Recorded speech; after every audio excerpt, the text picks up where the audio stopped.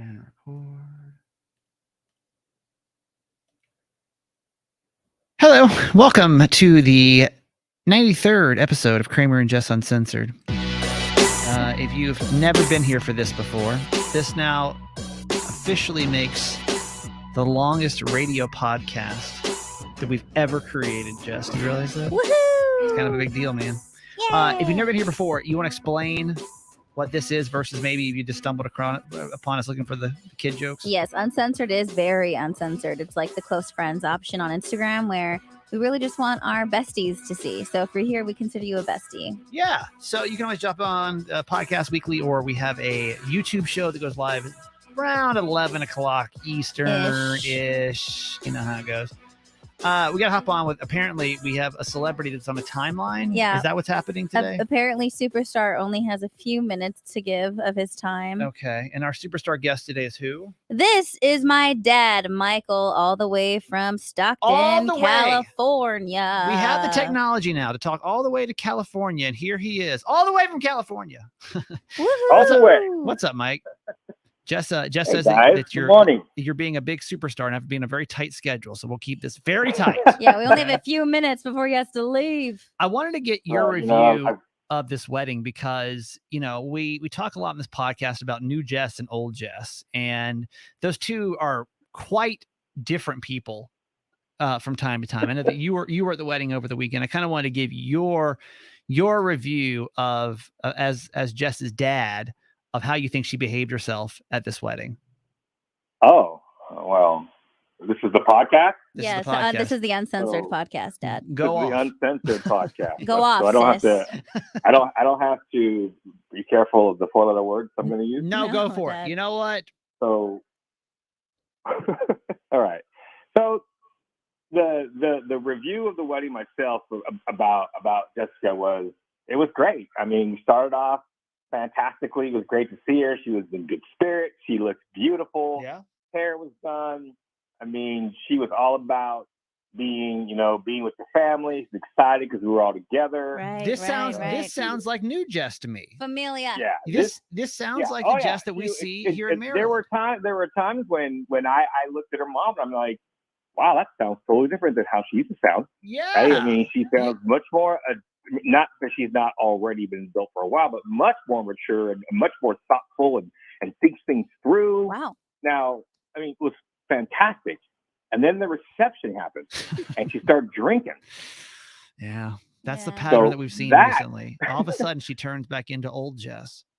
Well, I don't know what old Jess you know, but Well, how long? I know you don't get long, so we want yeah, no, she was exciting. She had a great time. And then she turned into, when Jessica drinks, I don't know if you know or listeners know, her voice changes and gets very high pitched. So her voice got very high. So I'm like, oh, okay, that's happy Jess. Yeah. And then towards the end of the night, she became like aggressive, angry Jess. I don't know that side. It wasn't like a mean angry. It was more No, like it wasn't a mean, angry. Yeah, Jess. clarify that, Dad. Clarify. Yeah, well, I was going to. It's not an angry Jess like I'm going to take you out back and smash your face in. Right. It's like, don't look at me wrong. Don't tell me what to do.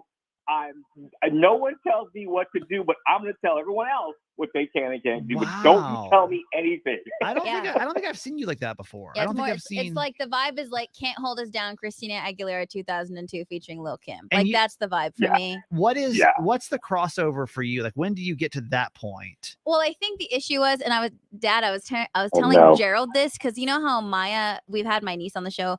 Maya used to get mad when people would laugh at her. When we weren't laughing at her to make fun of her, we were laughing at her because we thought she was being funny. But she would take that as if like we were being mean to her. Yeah. So she'd get like super defensive.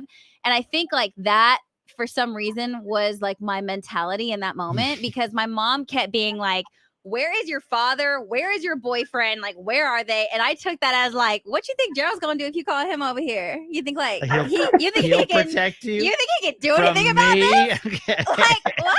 you know? And I was getting mad. And then when my dad came, I was like, Mom and Nick, my friend, Mom and Nick are bullying me.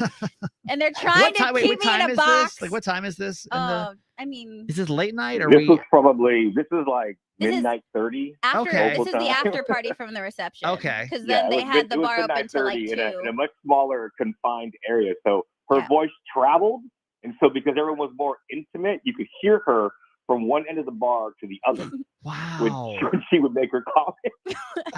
Okay, let me ask you this question. We hear a lot of stories, you know, about the family and crazy things that happen. Yeah. Who do you think is the most ill-behaved in the family when they drink? Easy.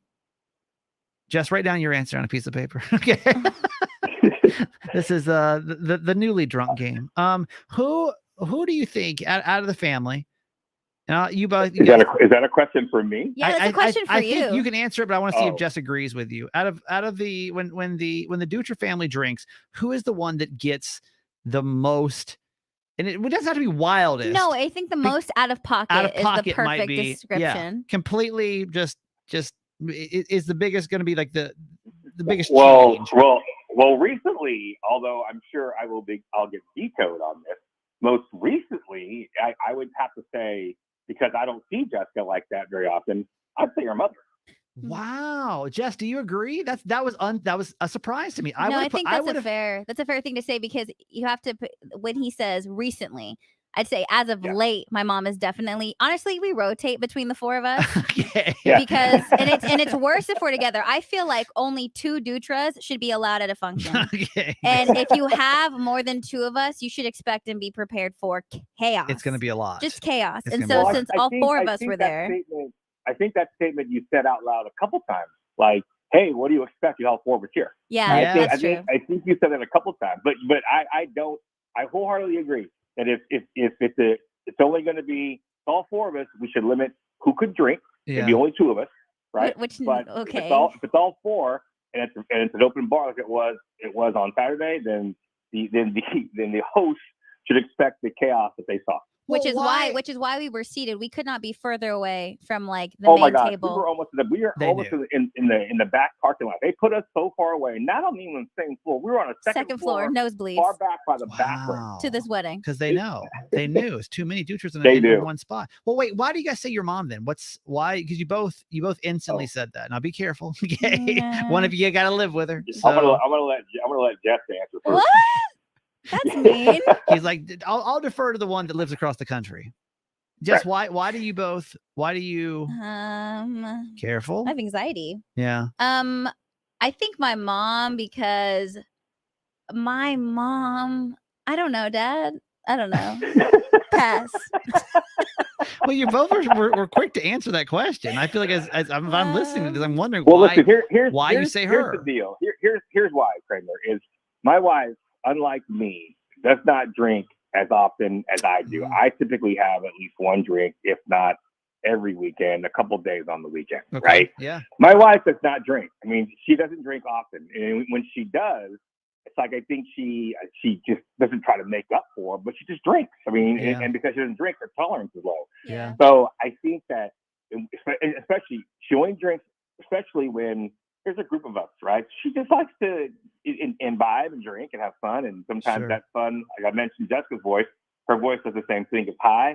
And then she just crosses this threshold where there's that balance part. Like, you balance a beam a certain way. And then once it goes too much on one side, it falls over.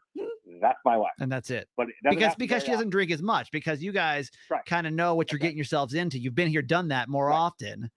Or she's like, this is a new territory. Most times she's taking care of me. I'll make that very clear to listeners, to anyone. That's fair. She's taking care of me most of the time. Yeah. But the times that she does drink, and when she does drink, I don't drink. Yeah, because then it gets scary. Because it's just too many Dutras. It's too many Dutras. That comes from years and years of happiness, marriage, and knowing. That's how it stays together. And I think that's actually some great relationship advice, unexpected relationship advice we get on today's podcast. Yeah. Right. We know that you're busy. Thank you for making time, for clarifying. Absolutely, guys. Thanks, Dad. Great talking to you. Bye, Mike. Love you. See Love you, Bob. Love you. Bye.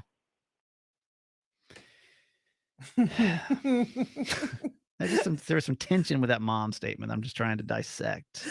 I got scared. What that means. Do you think, is it because the truth is scary, or is it because you think if she heard you say it, she'd get her feelings hurt more so than somebody else? No, she don't get her feelings hurt. She would get scary. Yeah. Yeah. I don't know. She just, I don't know. I think because my mom's sober already doesn't really have, she has a filter, but like her face doesn't have a filter. Mm-hmm. So everyone knows how she's feeling about whatever and about whoever. And she doesn't even have to say a word. And that's like sober Laura. And then if she has drinks, then she's very outwardly like, who are you? Boy, bye. You're lame. You're basic as fuck. You know? You're like, why are we getting into a teenager fight? And she's not, and I mean, she's not wrong about how she's feeling ever, but like, she's just like, you know, that's whack. Why are you flirting with him? You have a boyfriend. You're fucking lame, you know? It's high school. Sounds very high school. It's not high school. She's just calling it like it is, and there's just no way to control that. That makes sense. And then the other thing, I agree with your father. You did get aggressive with me when I told you no and Cheesecake Factory. I've never seen that. But that was rude because you told me no in my favorite restaurant. Yeah, so that's what I'm saying. I can agree with your father. Of course, the reaction is going to be what was the no angry. about? Oh, because you wanted to go eat. That's we went to the bathroom and then he didn't want to sit down and eat, and I was like, that's fucked up. Because we promised other junk food. And I was in the mood for nuggets. I was like, you can't take me in here. And we like basically we just had to use the bathroom though. So I was like, either we use the bush outside, which I'm okay with, or use the actual bathroom. So we used the actual bathroom. I don't think I've ever seen the aggressive side of you though. And it wasn't like super aggressive. It's not mean aggressive. It's like, I can't believe you're gonna tell me no. And we stopped dead ass in the middle of the dining room. And I'm like, I can't be in here and not eat here. And I was like, I will carry you out if need be. Yeah. All right, I'm scared to ask this question. No, I did not carry her out. No. If you could take back one drunken moment from your life, what would it be? Ooh, it just got really that's sad. That's a good one. You can only choose one. Oh. And what's up, by the way, YouTube show? Good morning to everybody. What's up, Venture Jojo, Tina, Aid, Doe Eyes is here, Celia, Nicholas, Isabel. Glad to see you guys. And you guys can feel free to chime in too. But if there's one drunken moment, how can you remember? Do you have one? Oh yeah. Okay, go first. Since you asked the question, go first. Man, I hate this story. I hate telling this story. It does not make me look good at all. I got plenty, but do you know this? I think Jess has probably told the story somewhere on some podcast. Man, it's New Year's Eve. It's the fight. Fight. Man, my ex-wife and I got in this massive fight. This is when we were newly dating. Y'all been fighting. And I was a wasted ass mess, and she took me home and tried to like make me drink water and put me in bed. And I was like, monster. I can't wait to get drunk again because I wonder if I'm still as messy as I used to be. No. Maybe. And I had to go throw up, and she was by the toilet with me. I just trying to piece this together. And I remember that I was like, you can't tell me what to do. And in my head, this seemed really funny. I was going to slap her, like, because we were like playing, like in my head, it was like playing, joking. Like I wasn't aggressive by any means. But obviously, when you're drunk, you can't control. You don't know the force. Yeah. You don't know. And I just remember I literally slapped the shit out of her, and she then in turn 10 times harder slapped the shit out of me. Yeah. And I still like that, like wakes you up. I don't care how drunk you are. Mm-hmm. Did you like come out of it? I was like, whoa. Yeah. She was like, what the fuck? And I was like, oh my God. Yeah, like what am I doing? Like, what the fuck? But if I had to take back any drunken moments, I mean, there are plenty, I'm sure, that I could take back. But like that one, I just remember still feeling like a piece of shit afterwards. Yeah. So that's if I could retract one drunken memory, Men in Black style, gone, it'd be that. I'm scared to ask you guys. Mine's is not bad. Okay, what would it be? If you take back one. Like mine's is probably the nicest of all of y'all's. What will be the judge of that? It's funny as fuck. Okay. So I turned 21, but my birthday was on a Sunday when I finally turned 21. Okay. Aww. And then I don't know how to describe her. So a friend. No, I don't know how to describe her. That's me and my last 8 girlfriends. I don't know how to describe her. No, it's not because she was a friend of she's a friend of the family. Okay. So she took me to this one bar, but it was tonight it was 25 and up. 25 and up? Why 25? Grown and sexy. You don't know about that. That's kind of nice. Yeah. It's an R&B I'd like type that. thing. Yeah. All right. 25 plus. It's kind of nice. So she got us in. Well, she was like, "Here's his birthday. Can you just get us in?" Blah blah blah.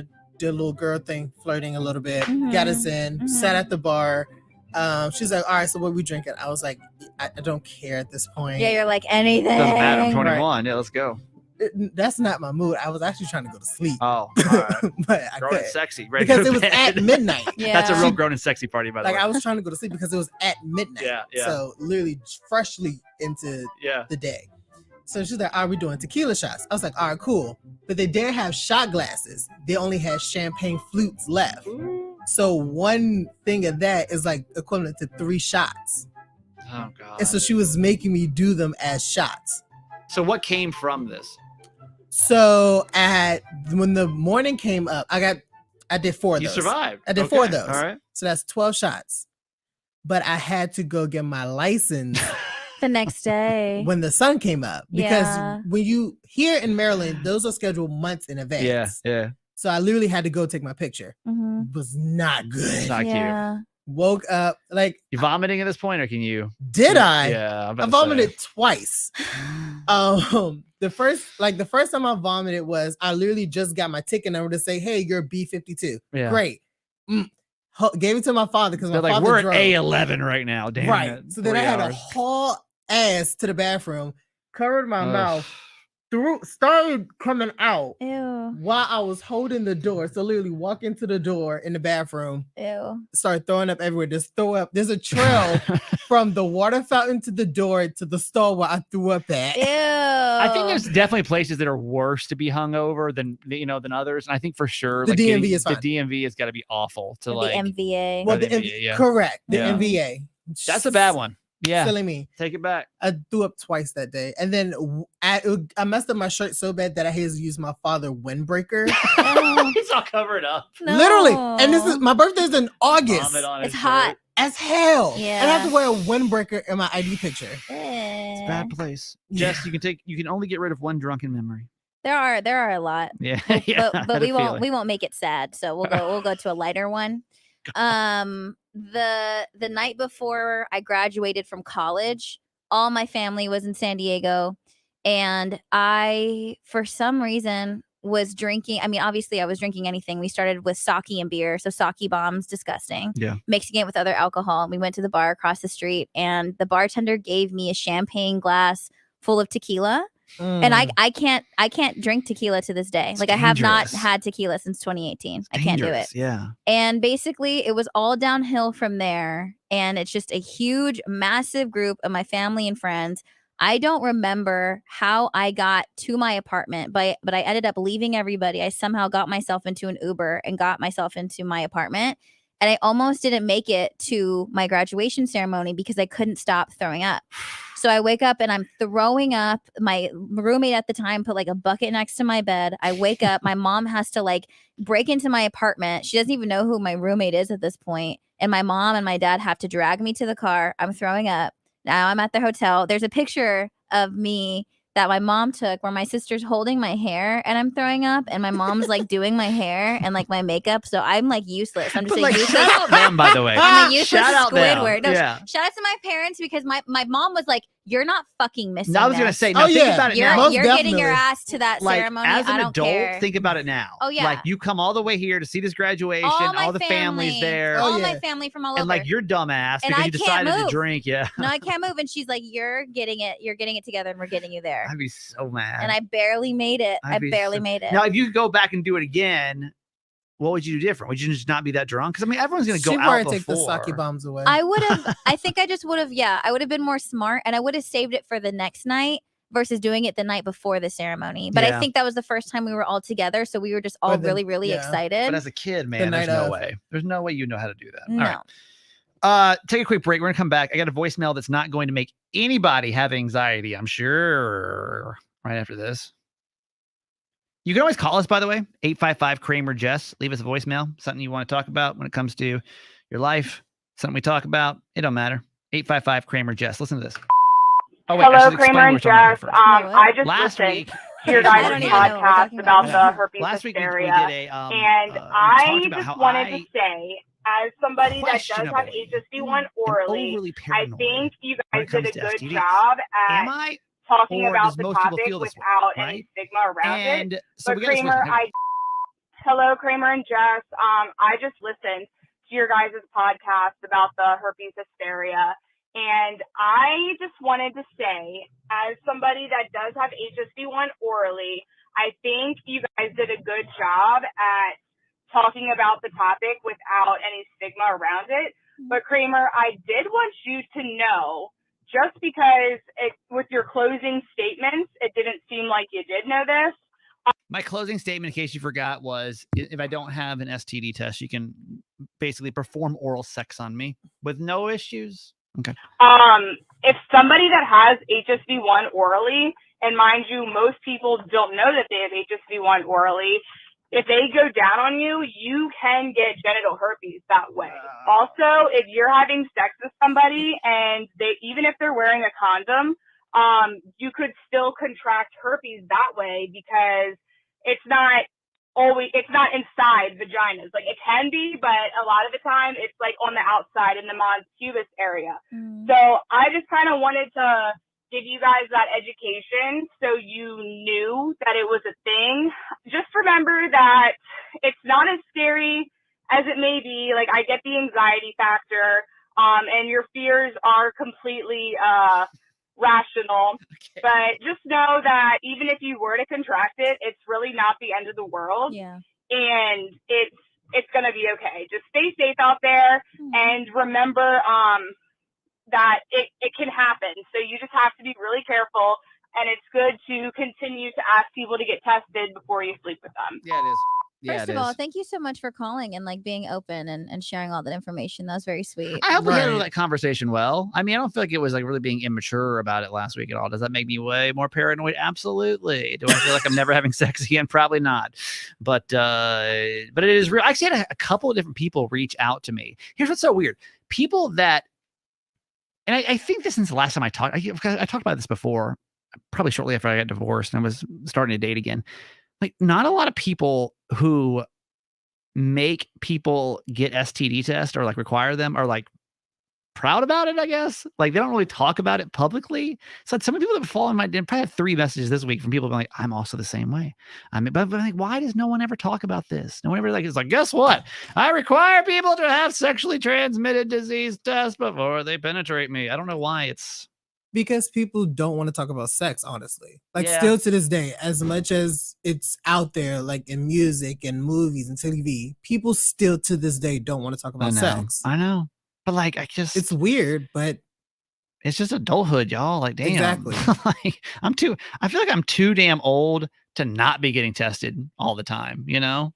I think it's also different about what place you are in your life, because I'm not casually having sex anymore. Well, yeah. And so it's, There'd be no reason to. When you bring it up now, if I was in that situation, that's something that I would change about myself, versus then when I think about what I was doing and who I was doing things with and how just reckless I was being, it makes me nervous and it scares me because I put myself in a lot of scary situations. I'm trying to think of back in the day. I'm trying to take myself but I wasn't thinking about that. You know what I mean? I genuinely, and I wasn't trying to be like, I don't give a fuck. Like, fuck this. I don't care. I was just like having fun and being careless, you know? And not thinking about it. Yeah. I think you're right. Well, no, actually, that's not true. I've always been kind of kooky about it.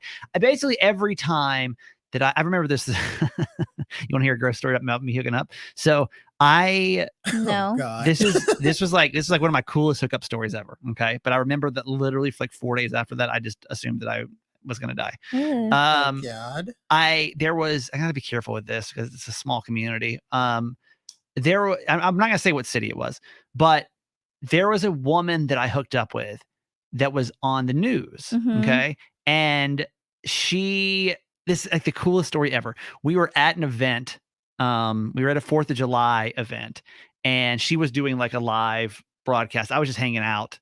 I won't say the locations; it'll give it away. But I was hanging out somewhere. She was there broadcasting a thing. Everybody went to the bar afterwards, and somehow she was still had to ride back in the news truck. She's like, ride back with us. And I'm like, okay. She's like, then we can go back to your place. I'm like, okay. Yeah. Literally hooked up in the back of a news van. Fun. One of my favorite stories of all time. But I can remember specifically that night that we hooked up. And I remember like, this was a pretty early, like, I didn't talk to her about like her STD status by, I just didn't. And so like, for like forever after that, I was like, did I get herpes? Well, because in those moments of just honestly, of just like pure passion and just, yeah, you just don't, and then you don't also think about one night stands too. Like one night stands, if you really think about it, you don't ask that person. No. Not me personally, but me, like when I have one night stands, I don't like, hey, what's your status before we have sex? No, most of the time we just meet at the bar and then go somewhere. I don't think I'd be able to possibly do that anymore. No, I mean, not me. I mean, yeah, I could now. I could. Like, I just don't think that I could do it. Okay, let me ask you guys a question because I feel like, and this is not trying to be gross one bit. I know we've had like a lot of like body talk recently, but I have a genuine question from something that I experienced today. And I'm like, I think maybe I'm doing this wrong. I have a really weird thing about pooping at work. I try not to at any possible cost. And if I do it, I try to like do it early in the morning before somebody gets here. But every now and then you're going to run into a situation where you got to poop at work, right? I'm not a big pooper in public, period. You're like you're weird about it. You don't let people do it in your apartment when they're staying over. It's just like, ew. I'm not a fan of I think it's a phobia of experiencing feces around other people, right? Okay. So I'm in today after towards the end of the show. I'm like, I got poop. Okay. Yeah, it's got to happen. So walk into the bathroom, and I'm very weird about if there's somebody else in there, I for sure won't do it. Okay. Like 0% chance. So I walk in, nobody's in there, going to stall, close the stall. I'll be damned if 5 seconds later the door doesn't open. Somebody comes in. I don't know who it is, obviously. Did you start already? I'd already started. No turning away? There's no turning away. The act has started. Okay. And so this person, there's 3 stalls in the men's bathroom, but this person chose the stall next to me. Again. Oh my God. Whatever. You're so I'm like melting. I'm like melting. Yeah, you're freaking out. Because like I don't want to make any kind of noise or like sounds or anything. So like now I'm just kind of sitting here stalling, like, okay, maybe he'll be quick. I didn't poop anymore until he was gone. He was done. But here's the thing that really made me insecure about pooping. How many times do y'all wipe? What? Huh? This man literally wiped, flushed, and I can hear the roll 4 times. Wiped, I don't know if there's 4 flushes, but it was 4 wipes. 4 wipes. It depends. I'm a 1 wipe kind of guy. You need Jesus. I'm a 1 wipe kind of guy. This dude literally went, and it wasn't, I mean, I'm not talking 4 wipes. I'm saying 4 different sessions of wiping. And I've always thought that 1 is like, no.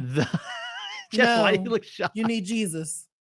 Only 1. How many times? I mean, on average, how many times? And this is really not to be gross. I'm not trying to just be like, poop jokes. No. I'm genuinely curious how many times. Wipe until. And I realize with women it's different because there's like you got to pee. You may have to pee. There may be a lot more. But like when you're pooping, like how many? Like on average, how many times do you think Hassan? How many times do you think you would? I don't count. I wipe until it's clear. So you'll look down at it to see.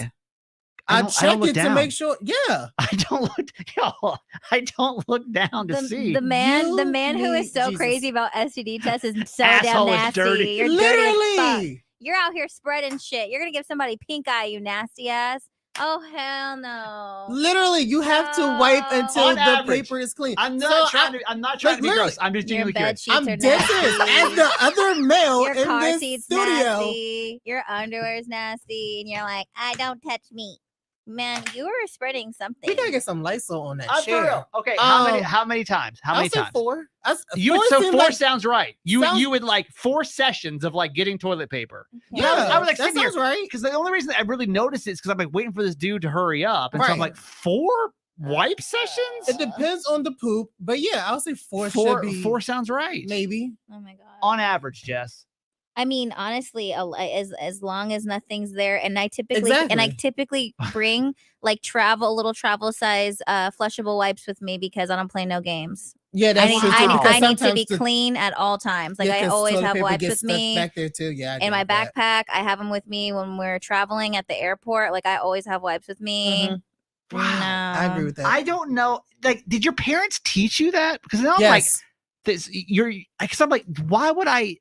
I just thought one is like the thing that you do. And obviously, remember this morning we talked. We did like a random thing, and I mentioned baby wipes, and you're like, "What the fuck?" But like baby wipes and like Lysol and not Lysol, baby wipes and like spray and all that kind of shit. That's just like standard in all of my family's homes. Like we just have everything you need to make sure it smells good in there, to make sure you're clean at all times, no matter where you're at. At home, I have like the flushable wipes. Yeah, but we're here. My mom would always have wipes too. Like. It's just, but to me, like one flushable wipe, because you can really, you do multiple flushable wipes. Yeah. Until it's clear, until you don't see no residue on the paper. I'll be damned. Really genuinely had no idea. Your doctor didn't teach you this? I've never had anybody mention my asshole cleanliness. It's never been like a. Well, now I think there should be a test for that, so women can ask you before. Hello, because you're nasty down there. I want you to smell your ass before we get started. They're probably going to tell you to do that before you get your prostate exam too. I didn't know. Now, before I go to like the doctor, I might like quadruple check. But so you're gonna do it for the doctor, but you ain't gonna do it for your own sanity? I'm over this. Never thought twice about it. Kramer, I'm so disappointed. Serious. I really had no idea. So disappointed. All right, that's it for this week. We gotta go. Thank you for listening. 93 episodes of this crazy show, longer than any radio podcast we've ever done. That's awesome. Thanks for keeping us on. Really appreciate that. Jess, how do we find you? Just do it. JESSDUITT and my podcast Low Key. This is Hassan, our producer. You, sir. Hi, you can find me at StanWillie2. And I'm that guy Kramer, Certified Mama's Boy podcast. That's it for this week. We'll see y'all next week. Bye. Bye. Bye. Bye.